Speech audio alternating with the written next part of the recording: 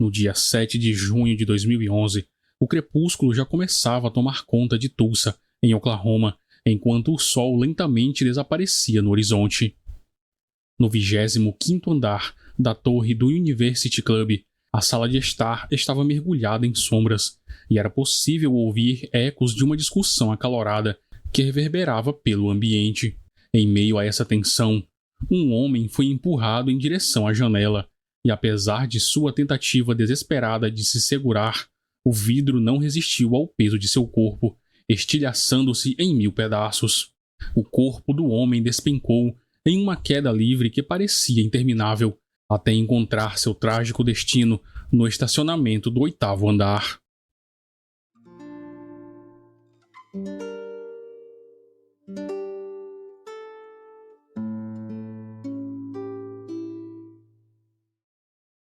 Joshua Ilberling nasceu em 30 de maio de 1988, na cidade de Tulsa, no estado de Oklahoma, nos Estados Unidos. Filho de Jane e Patrick Ilberling, ele cresceu em uma casa cheia de vida e risos, compartilhando o espaço com seus 5 irmãos, Zach, Scott, David, Carrie e Nick. A infância de Joshua foi marcada pela alegria de fazer parte de uma família numerosa, onde os jogos e brincadeiras eram constantes. Ele tinha uma conexão especial com Zach, apenas 13 meses mais novo que ele, e os dois eram inseparáveis, com Zach sempre seguindo os passos do irmão mais velho. Patrick, o pai da família, era um veterano da Força Aérea e cultivou nos filhos valores sólidos de integridade e responsabilidade. Joshua cursou o ensino médio na Victoria Christian High School, onde se destacou como um atleta talentoso, especialmente no futebol americano. Sua personalidade cativante e amigável faziam dele um jovem querido por todos. Ele adorava passar o tempo jogando videogame e valorizava profundamente os momentos com a família. Em 2007, logo após se formar, Joshua decidiu seguir o legado do pai e se alistou na Força Aérea dos Estados Unidos. No início de 2010, ele conheceu Amber Michelle, uma jovem por quem se apaixonou intensamente. Amber, por sua vez, correspondeu aos sentimentos de Joshua e o relacionamento entre eles rapidamente se tornou sério. Amber Michelle Fields nasceu em 1º de outubro de 1991, na cidade de Jolin, no Missouri. Ainda bebê, sua família se mudou para Tulsa, onde ela cresceu ao lado dos irmãos Adam e Ariel. Com longos cabelos loiros e um brilho nos olhos, Amber se destacou desde cedo na escola Skelly Elementary, não apenas por sua beleza, mas também por sua inteligência e dedicação aos estudos. Sempre entre as melhores alunas, a garota também tinha um talento natural para esportes como futebol, vôlei, atletismo e dança. Além disso, participava ativamente de uma organização sem fins lucrativos que promovia a educação agrícola. Após o divórcio de seus pais, sua mãe casou-se novamente, desta vez com um cirurgião renomado que acolheu Amber como sua própria filha. Amber era conhecida por sua fé, sendo uma presença constante na igreja, e por seu amor pelos livros e filmes, que citava com facilidade, encantando aqueles ao seu redor. Ela também tinha um profundo interesse por história e escrevia poemas que tocavam o coração de quem os lia. A moda, a maquiagem e os sapatos eram outras de suas paixões. Quando Joshua e Amber se conheceram, ela tinha apenas 18 anos e ainda vivia com a mãe e o padrasto. O romance entre os dois avançou rapidamente, e ao saber que seria transferido para uma base no Alasca em 6 meses, Joshua, então com 22 anos, decidiu que eles deveriam se casar para que Amber pudesse acompanhá-lo.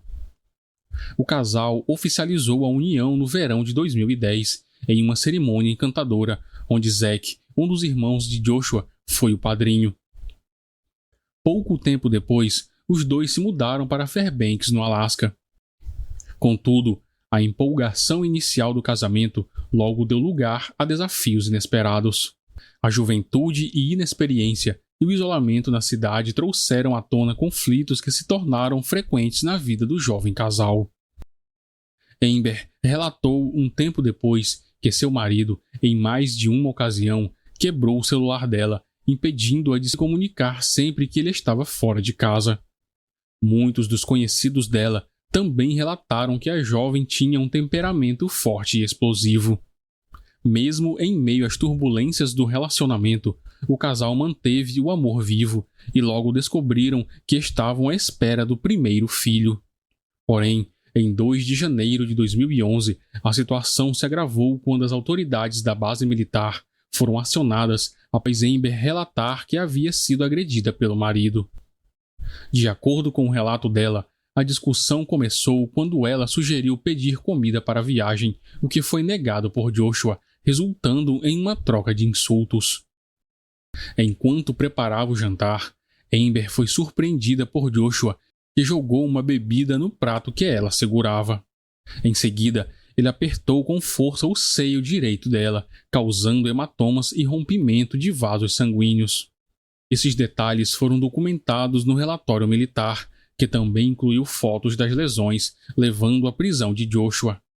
Esse incidente ocorreu durante o primeiro trimestre da gravidez de Amber, mas ela decidiu não prosseguir com a acusação. 5 meses depois, a situação piorou quando Joshua foi subitamente dispensado da Força Aérea em meio a um escândalo de má conduta relacionado ao uso de drogas, como registrado em documentos oficiais. Devido a essa reviravolta, o casal retornou a Tulsa.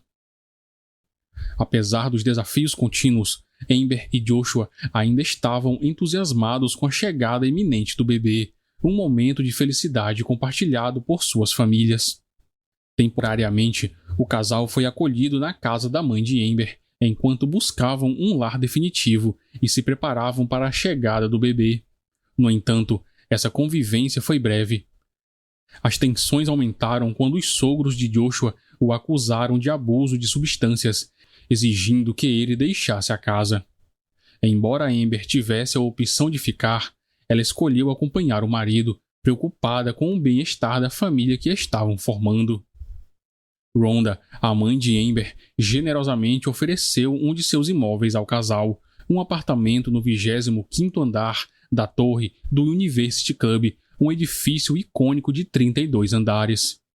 A avó materna de Amber também residia em uma das unidades do edifício. Construído em 1966, o prédio foi a primeira grande estrutura dos Estados Unidos a ser projetada com o auxílio de computadores para cálculos estruturais, garantindo sua resistência a ventos fortes. Quando o casal se mudou para o novo apartamento, a estrutura já tinha 46 anos e sua fachada e painéis de vidro não atendiam mais aos padrões modernos de construção. A mudança para o novo lar não trouxe a paz esperada ao casamento.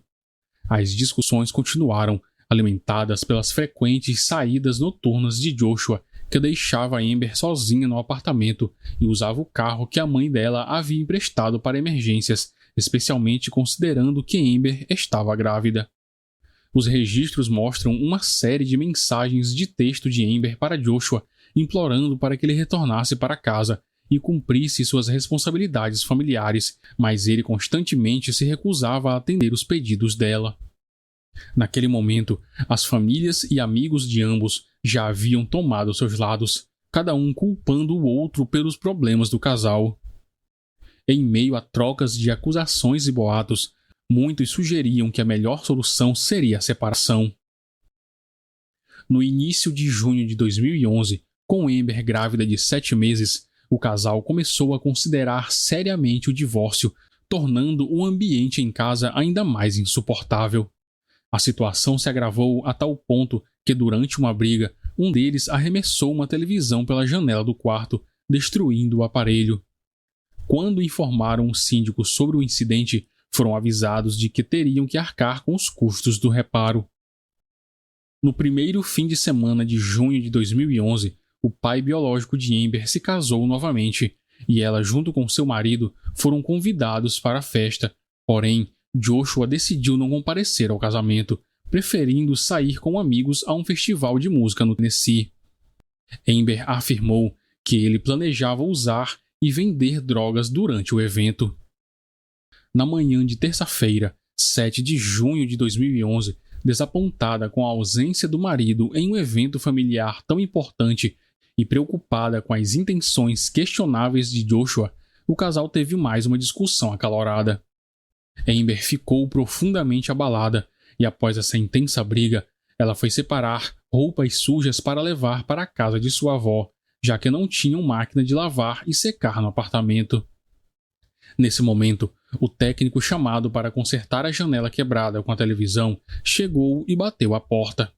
Ao entrar, ele sentiu imediatamente a tensão que pairava no ar. Quando ele informou que o conserto custaria $150, o casal voltou a discutir.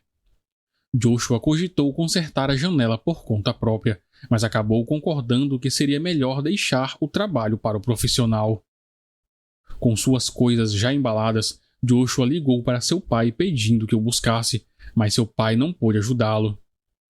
Desesperado para sair dali, ele recorreu a seus amigos e Brandon se dispôs a buscá-lo, embora não compreendesse a urgência da situação.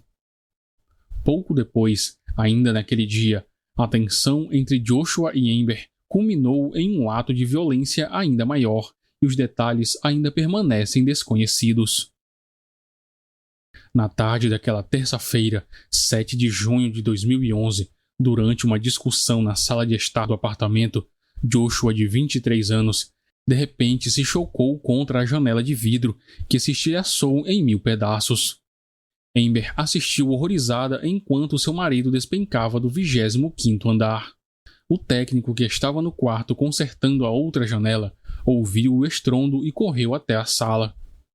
Inicialmente, devido à discussão acalorada que ouvira, pensou que Joshua havia se jogado intencionalmente. Segundo seu testemunho anterior, Amber estava completamente perturbada, chorando e dizendo freneticamente que Joshua havia caído e precisava de ajuda. Em seguida, ela saiu correndo do apartamento e atravessou o corredor. Robert, um morador que estava fumando um cigarro, viu Joshua cair de bruços no estacionamento do 8º andar, com a cabeça encostada na grade.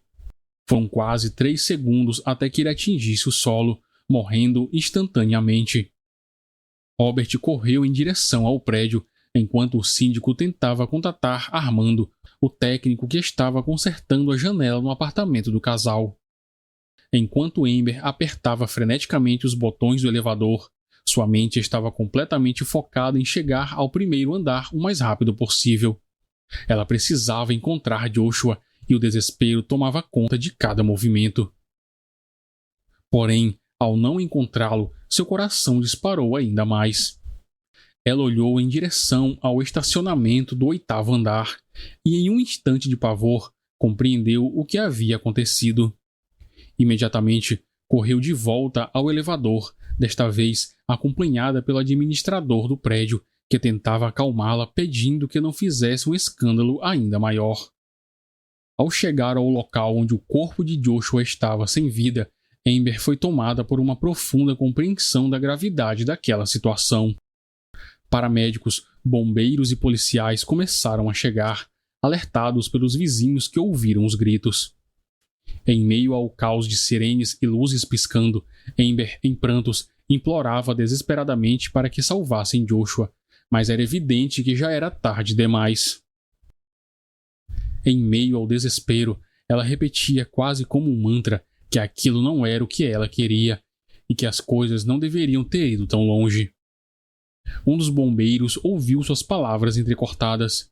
Eu nunca quis que isso acontecesse. A polícia, cumprindo os protocolos, conduziu Amber à delegacia de Tulsa, onde pretendiam fazer uma série de perguntas para entender melhor os eventos daquele dia. Ela pediu para aguardar a chegada de sua avó antes de seguir com os policiais. Naquele momento, as autoridades ainda não tinham certeza sobre o que realmente havia se desenrolado no apartamento. Amber, por sua vez, não fazia ideia de que sua vida estava prestes a mudar de maneira irrevogável, não apenas pelo fato de agora ser uma viúva, mas por outras complicações que estavam por vir.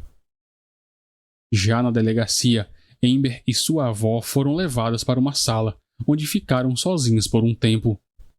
Os policiais pediram que mantivessem a calma, assegurando que alguém logo viria falar com elas.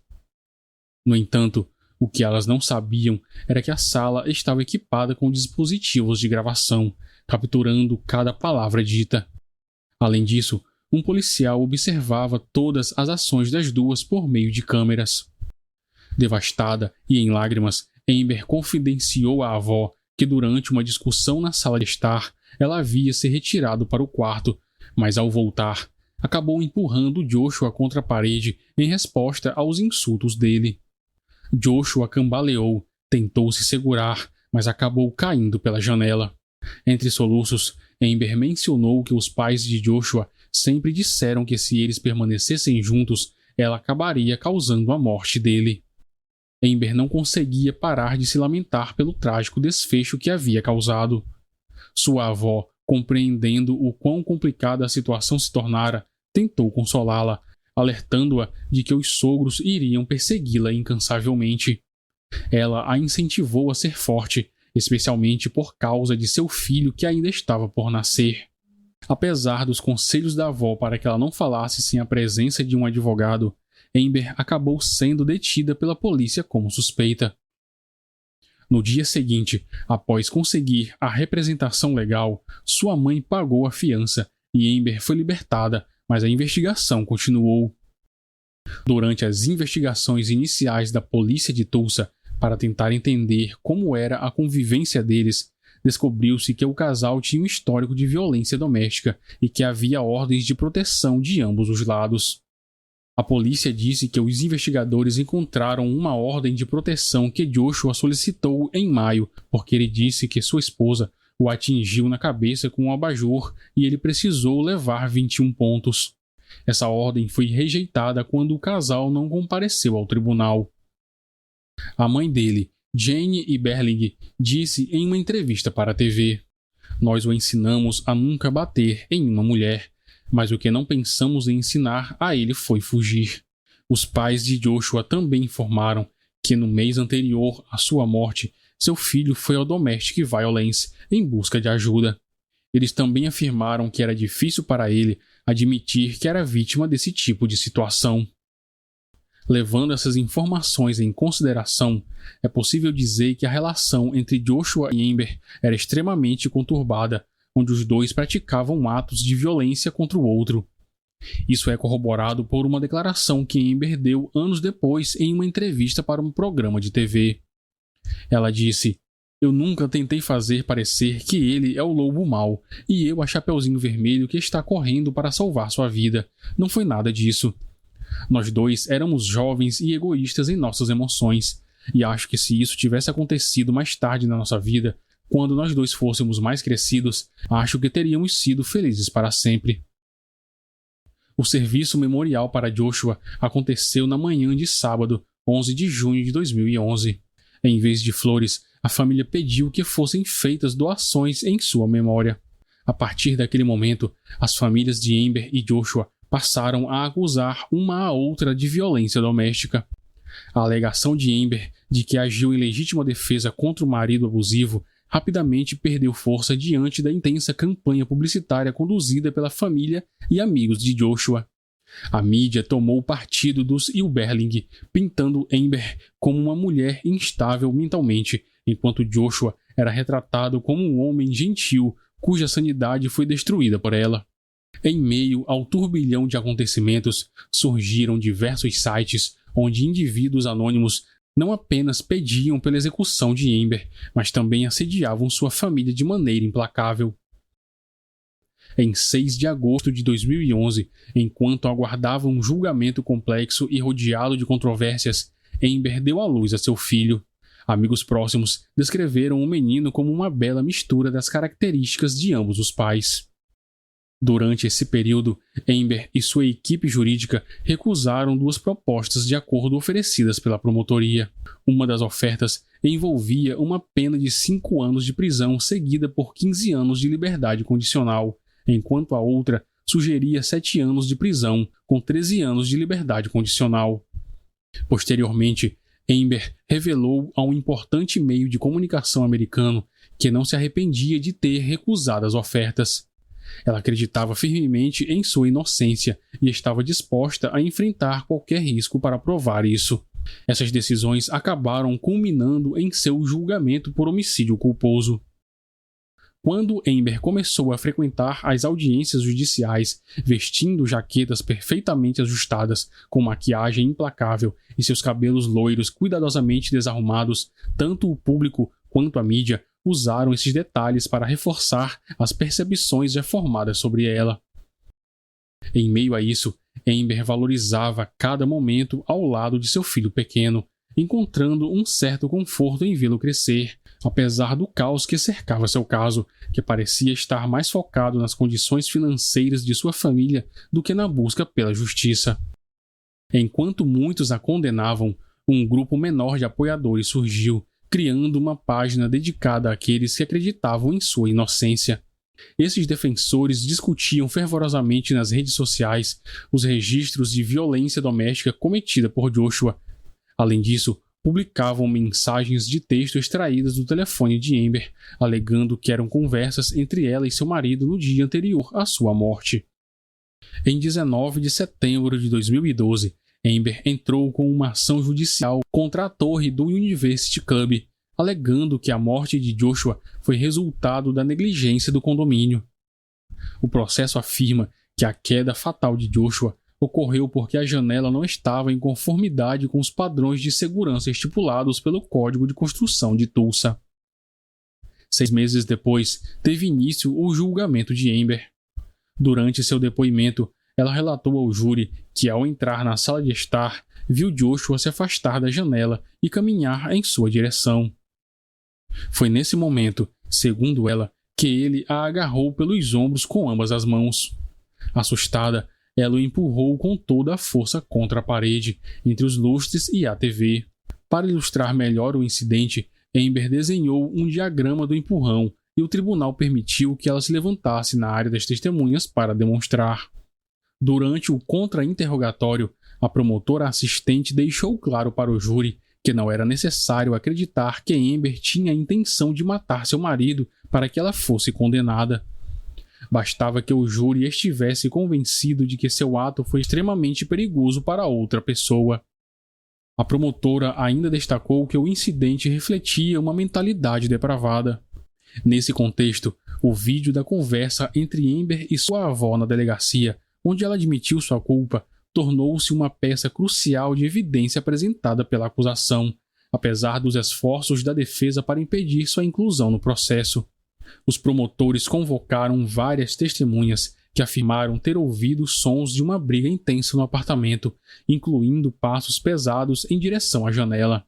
A acusação apresentou a hipótese de que Amber, mesmo estando em uma fase avançada de sua gravidez, teria atacado seu marido, um homem de 1,98 m de altura e 100 kg, em um acesso de fúria, e o empurrado pela janela. Armando, o técnico que estava no apartamento do casal consertando a janela quebrada, foi uma testemunha crucial e descreveu detalhadamente o que presenciou e ouviu naquele dia fatídico, enquanto um bombeiro que atendeu a ocorrência relatou que Amber, de maneira insistente, dizia que nunca teve a intenção de empurrar o marido. A defesa trouxe um especialista em janelas e vidros para depor. Esse especialista esclareceu que a janela envolvida era de vidro recozido, material inadequado para ambientes residenciais devido à sua fragilidade. Ele destacou que se a janela tivesse sido feita de vidro temperado, talvez Joshua não tivesse caído, uma vez que o vidro temperado é 4 vezes mais resistente a cargas de vento e 2 vezes mais resistente a impactos em comparação ao vidro recozido. Segundo ele, a briga doméstica expôs a vítima a uma estrutura frágil e instável, agravada pelas más condições do prédio e pela pressão do vento que colaboraram para o trágico desfecho. Mesmo com os esforços contundentes da defesa, em 18 de março de 2013, o júri precisou de apenas 3 horas para condenar Amber por homicídio culposo. A sentença a condenou a 25 anos de prisão pelo crime contra seu marido, além de uma multa de $10 mil e a obrigação de reembolsar mais de $6 mil referentes às despesas funerárias pagas pela família de Joshua. Segundo as leis de Oklahoma, o juiz poderia, após 1 ano, suspender parte ou toda a pena, o que poderia reduzir o tempo de encarceramento de Amber. Caso contrário, ela teria que cumprir pelo menos 85% da sentença, ou seja, cerca de 21 anos antes de ser elegível para liberdade condicional. O filho de Amber, que na época tinha 6 anos, foi colocado sob a guarda legal de sua avó e seu marido. Eles visitavam Amber regularmente na prisão. Alguns meses após a condenação, um renomado apresentador de televisão dos Estados Unidos viajou até o presídio para entrevistar Amber. O programa foi ao ar em 2016 e, durante a entrevista transmitida nacionalmente, Amber admitiu ter gritado com seu marido, o chamando de covarde na acalorada discussão que antecedeu sua morte, mas continuou afirmando sua inocência. O especial televisivo, que contou com depoimentos de familiares, policiais e vários especialistas, reacendeu o interesse do público no caso e no polêmico veredito. Com o passar dos anos, a controvérsia em torno dessa história continuou a alimentar debates. A situação ficou ainda mais delicada quando o Supremo Tribunal do Estado questionou os métodos utilizados na acusação de Amber. Rhonda atribuiu a alta visibilidade da família Ilberling em Tulsa ao preconceito que, segundo ela, influenciou negativamente o julgamento de sua filha. Posteriormente, surgiram rumores de má conduta de Amber enquanto estava sob custódia, o que a levou de volta ao centro das atenções midiáticas. A ação judicial movida contra a torre do University Club foi arquivada em março de 2015. Em 24 de outubro de 2016, Amber foi encontrada morta na prisão aos 26 anos de idade. O relatório do legista revelou a presença de cicatrizes em seus pulsos e antebraços, além de metanfetamina em sua corrente sanguínea. O legista concluiu que Amber havia tirado a própria vida. Contudo, seus pais apareceram na televisão, alegando que acreditavam que sua filha havia sido assassinada, e uma das evidências que comprovavam isso seria uma carta que ela escreveu no dia anterior ao de sua morte. A carta estava endereçada à produtora executiva do Channel 8 de Tulsa, Amy Sullivan. Era uma resposta ao pedido da emissora para falar com Amber sobre sua história e sua vida atrás das grades. Essa carta, datada de 23 de outubro de 2016, chegou até a emissora na quinta-feira, dia 27. O que ela dizia lança alguma dúvida sobre a alegação do legista de que Amber tirou a própria vida. Estou disposta a dar uma entrevista, apesar das minhas reservas honestas. Ela escreveu na carta. Nessa mesma carta, Amber deixou claro que já havia sido enganada antes por jornalistas que prometeram ouvi-la. Por favor, entenda os problemas que já sofri com as entrevistas da mídia. Eu tinha concordado com essas entrevistas sob a promessa popular de me ajudar, escreveu ela na carta. Mas ela também explicou por que estava disposta a deixar de lado suas preocupações para falar com a mídia novamente. Eu não consigo abrir mão da esperança de que, se eu usar minha própria voz em conversas sobre minha própria vida, será a única maneira que tenho de mudar as circunstâncias da minha própria realidade. É nítido que na carta ela expressou desespero. Suas palavras pareciam focadas e bem escritas. Obviamente, ela tinha uma história que queria compartilhar, disse Amy Sullivan. Os pais de Amber reforçam que a carta é ainda mais uma prova de que Amber nunca teria tirado a própria vida, algo que eles duvidaram desde que foram notificados. O Departamento de Correções de Oklahoma foi alvo de um processo judicial por supostamente não adotar medidas adequadas para prevenir ou resolver as condições que levaram Amber a tomar uma decisão tão extrema enquanto estava sob sua custódia.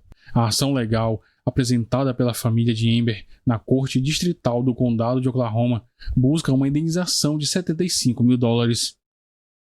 Um porta-voz do sistema prisional mencionou que a instituição não costuma comentar sobre os processos em andamento. Até o momento, o desfecho desse caso não foi divulgado. Rhonda, a mãe de Amber, comentou posteriormente que, embora o desfecho trágico fosse algo que ninguém na família desejava, sua filha finalmente havia encontrado a paz que tanto buscava. Ela também afirmou que se dedicaria a garantir que seu neto tivesse uma vida plena e feliz.